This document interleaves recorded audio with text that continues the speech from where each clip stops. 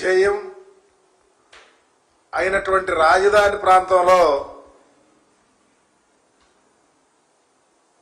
ఆ నిర్మాణ పనుల వ్యయాన్ని పూర్తిగా పెంచి అవినీతిమయం చేస్తూ అంతులేని దోపిడీ చేస్తూ పరిపాలన చేస్తూ ఉన్నాడు. ఇక రాష్ట్ర పరిస్థితి, రాష్ట్రంలో ఉన్న పరిస్థితి, శాంతి భద్రతలు కానీ లేకపోతే సంక్షేమాభివృద్ధికి సంబంధించిన కానీ ప్రక్కన పెట్టేశారు. ఓన్లీ రాజధాని ప్రాంతంలో ఏ విధంగా కొల్లగొట్టుకోవాలా,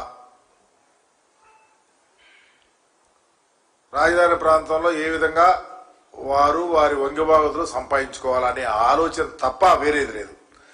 అయితే ఇక్కడ ఒక మధ్యకాలంలో ఒక 5 ఎకరాలు భూమి కొని అక్కడే వాళ్ళ కోళ్ల గారి పేరు మీద దాదాపు 25,000 గజాల భూమిని దాంట్లో ఇంద్రభవనం కడతా ఉన్నారు. కోట్లు గుమ్మరించి కాదంటలా కట్టండి. అయితే అక్కడ ఒక ట్విస్ట్ ఏంటంటే రాజధాని ప్రాంతంలో ఎకరా 50 కోట్లు చేస్తా ఉంది.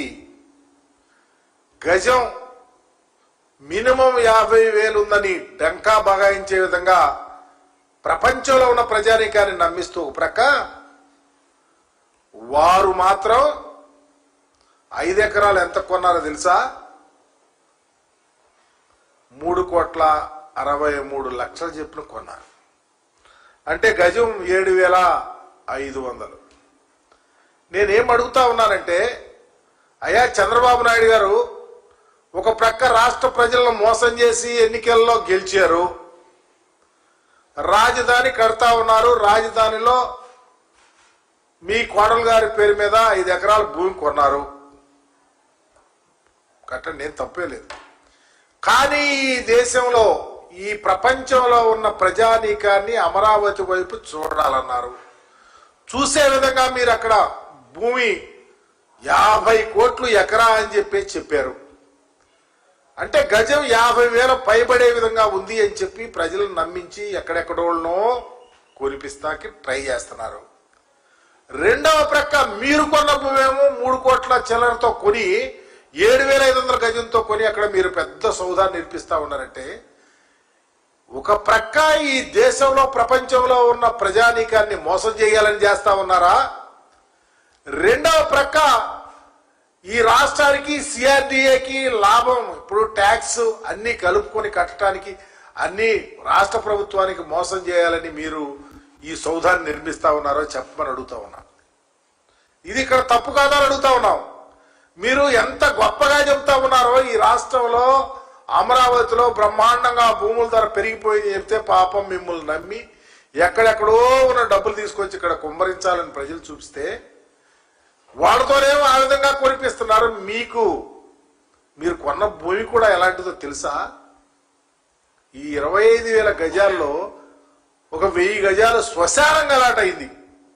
ఇదిగో ల్యాండ్ పూలింగ్ లో 9.22 ఫామ్ లో 163B ఆ సర్వే నంబర్లో శ్మశాన భూమి అని కంచర్ల శాంతి కిరణ్ ఆల్టర్నేట్ ల్యాండ్ ఇస్తే దాన్ని ఈ 25,000 గజాల్లో ఉంది. దాని దగ్గర మేము వెళ్ళటంలా. మేము అడిగేది ఒకటే, ప్రజలందరికీ 50 కోట్లు అని చెప్పి మీరు 3,000 కోట్లు 3 కోట్ల కొంటాం ఏంటని అడుగుతా ఉన్నా. అక్కడ ఏది తప్పు? ప్రజలను మోసం చేస్తారా, ప్రభుత్వాన్ని మోసం చేస్తారా? సమాధానం చెప్పమని చంద్రబాబు గారిని అడుగుతా ఉన్నా.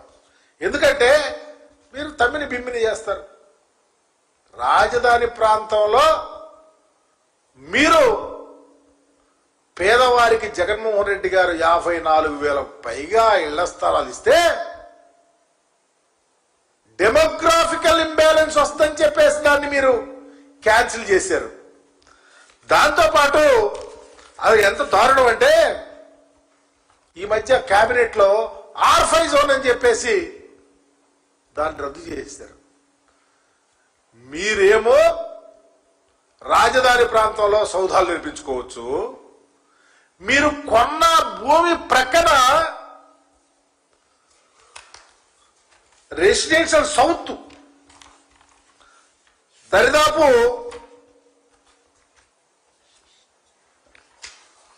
3000 గజాలుంటే అవి రెసిడెన్షియల్ జోన్ గా ఉండకుండా చేయడానికి ప్రాసెసింగ్ జోన్ అని చెప్పి దాన్ని కూడా ఎవరో ఉంటానికి వీలు లేకుండా మీరు కొన్నటువంటి భూమి దగ్గర చేశారంటే, ఒక ప్రక్క ఏమో రాజధాని ప్రాంతంలో ఎవరు ఉండకూడదు, ఎవరన్నా పేదవాళ్ళు వస్తే డెమోగ్రాఫికల్ ఇంబ్యాలెన్స్ అన్నారు.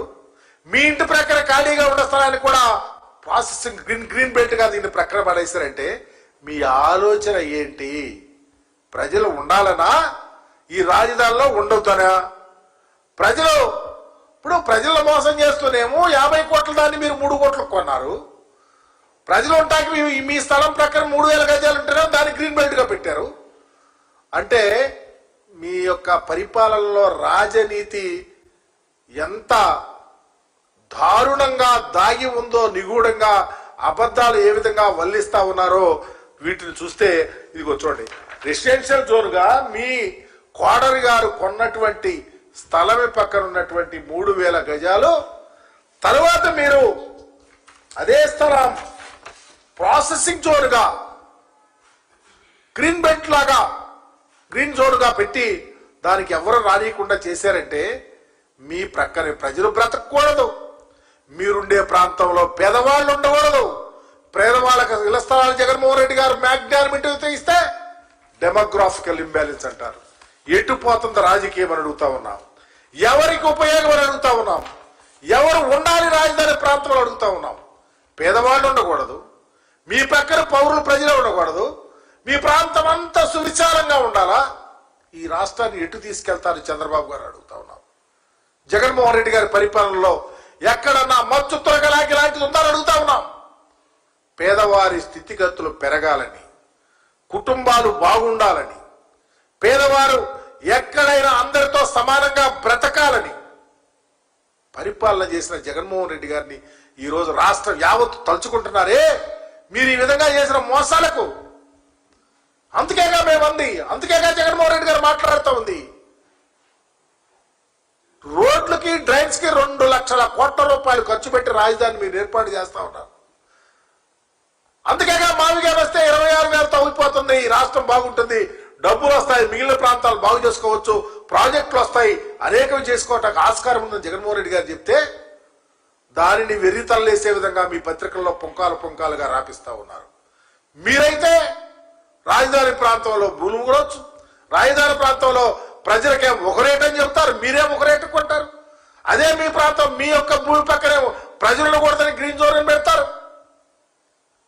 ఏ విధంగా ఈ పరిపాలన సమాధానం చెప్పగలుగుతారు చంద్రబాబు గారిని అడుగుతా ఉన్నాం.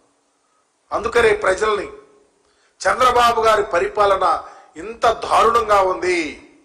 రాజధానిలో ఎవ్వరూ ఉండటానికి బ్రతకటానికి ఆస్కారం కూడా లేని విధంగా పరిపాలన చేస్తా ఉన్నారు.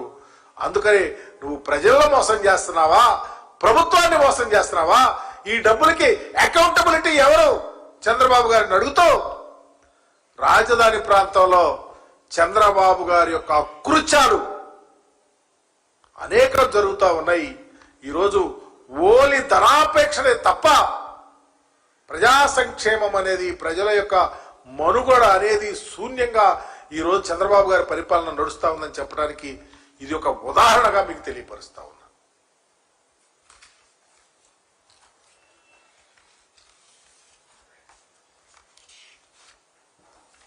అడుగుతారండి.